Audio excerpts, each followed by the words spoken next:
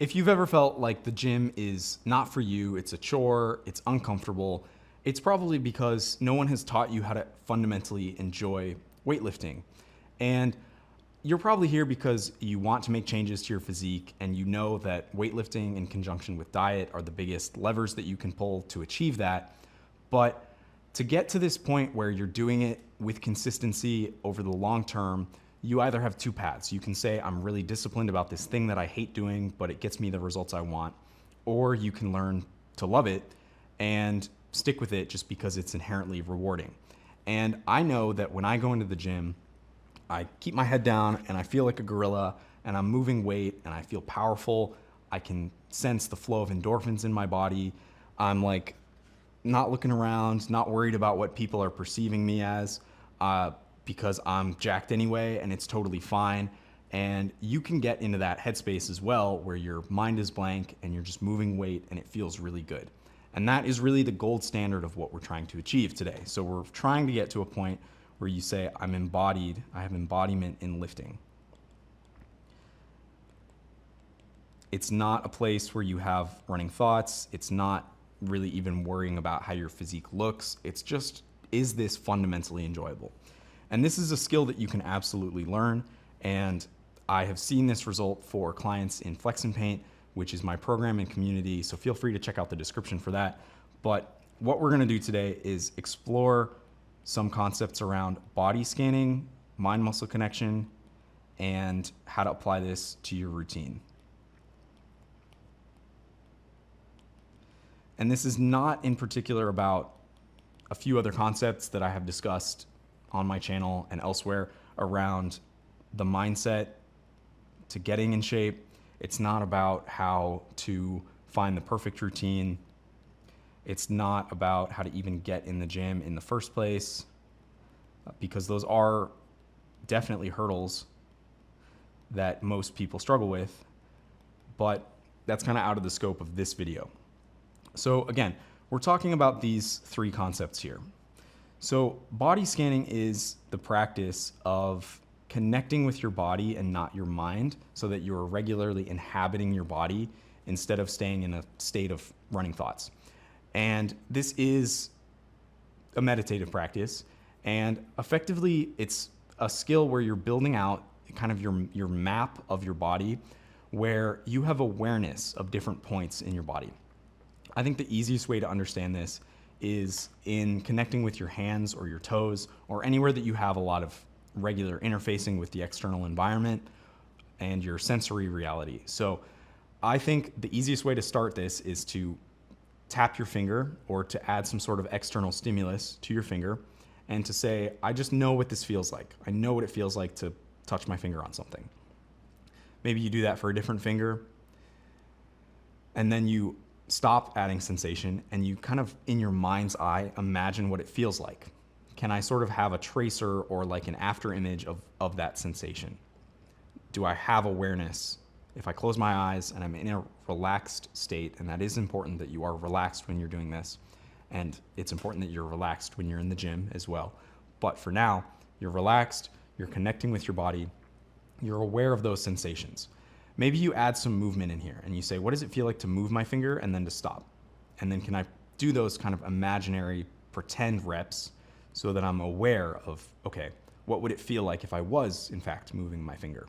You can do this on the other side and kind of mirror that and say, okay, I have sensations here. What would that feel like over here? Maybe I have them here. Can I imagine what that feels like over here? Extending that out through different parts of your body is important. So we're going to say, okay, what about my wrist? Can I roll out my wrist? Can I feel what that feels like? And then stop and then kind of have an imaginary rep there where I'm moving. Do I have awareness? Is my mind focused on what this feels like? Maybe you add external stimulus to your skin here and you can at least see where that feels like. Maybe on the top of your hand, am I aware of what the top of my hand feels like versus the bottom of my hand or my wrist? Continuing that on, you can go into your, say, your elbows. And then we can begin to apply it as we've done through our joints. We can apply it to masses or to volumes. And that's really where we get into mind-muscle connection, where mind-muscle connection, all we're doing is basically saying, okay, can I progress through different states of my muscle and be aware of what they feel like at any given time. So say my bicep.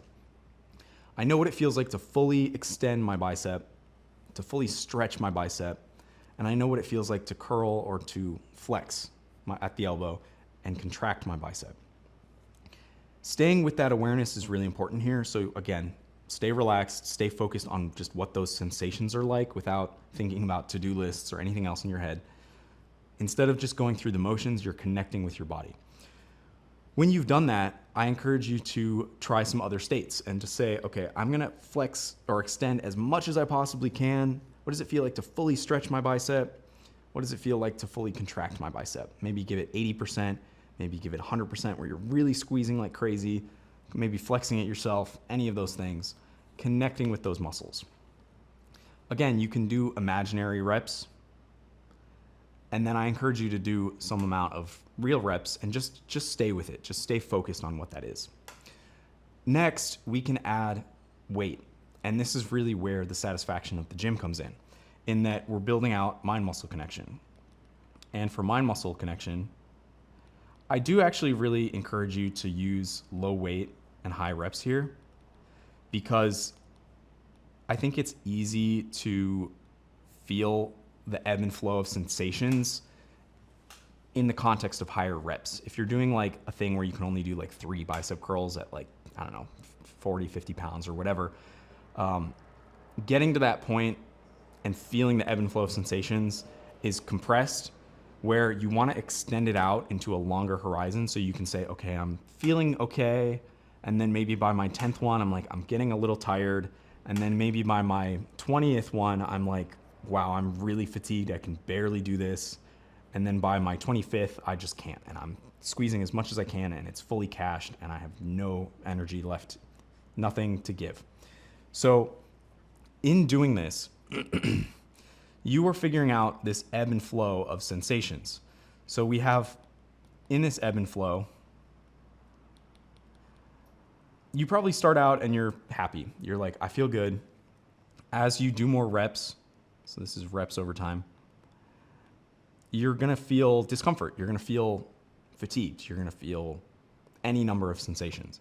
But as your body adjusts after you stop doing reps, say we stop doing reps here, eventually that is gonna dissipate and you're gonna feel okay. And then you're gonna feel the flood of endorphins and the kind of rush, the pump, the runner's high that you can get from weightlifting. And you're gonna feel even better here than you did when you first started. You're gonna be doubly as happy, or whatever magnifier you can find. So staying with it is really important here. And most people, when they go to the gym, they just nip this in the bud. They just skip this part and they say, I did the thing and I hated it and I'm sad, and then I got on my phone and I just didn't pay attention to this differential that you really want to focus on. This is the rewarding part. So don't go on your phone. Stay in that state of mind-muscle connection and awareness. Don't start looking around. Don't start saying like, okay, I'm focused on what everybody else is doing in the gym. I'm connecting with myself. I did it in a way that I'm aware of this positive sensation. Don't start, thinking about to-do lists or whatever. Next, you can apply this to your routine in a way that makes it even more enjoyable. So for applying it to your routine, again, I really encourage you to figure out how this feels first so that you can then transcend it to where you're applying it to every exercise that you do and you have that connection.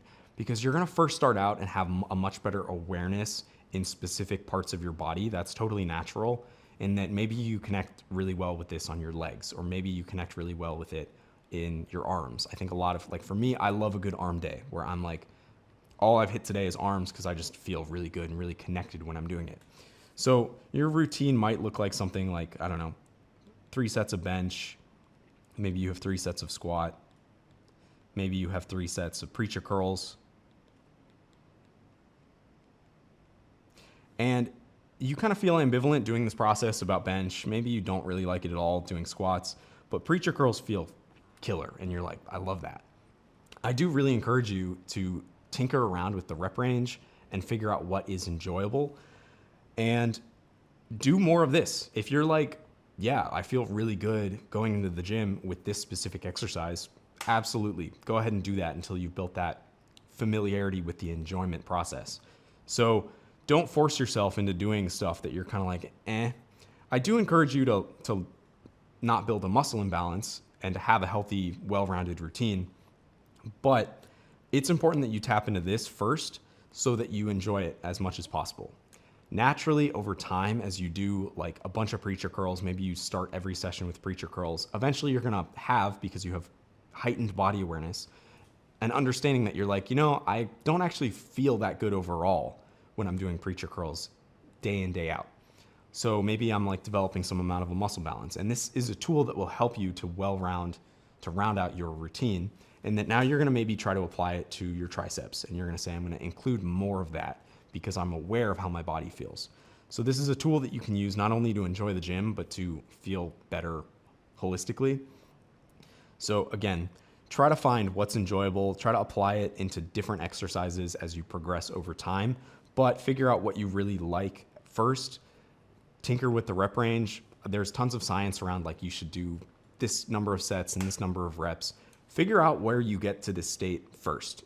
And then everything else becomes so much easier in the gym where maybe you're doing like 100 push-ups in a row and that's what gets you there. Cool. That might not be the best for like chest growth. And you can say, I'm going to bump that down and maybe do 50 reps of bench. Still be able to get that feeling. Okay, sure. You're probably closer in alignment to like actual muscle growth. And I encourage you to find whatever is like a low volume amount because you can still see positive gains at a low volume. But again, that's a concept for another video. This really, all I want you to do is apply this process, try it out. Let me know what you think in the comments. And if you're curious about how you can apply this in a more expedited way, how to solve for these other hurdles of how do I have a positive mindset around the gym? How do I envision myself as someone who's jacked? How do I figure out a better routine for me? How do I get in the gym in the first place? Maybe you're just doing this at home with some kettlebells. I really encourage you to reach out at flexandpaint.com to figure out all of these other levers that you can pull in order to succeed in the gym sustainably. So thanks so much for watching, and I'll see you guys later.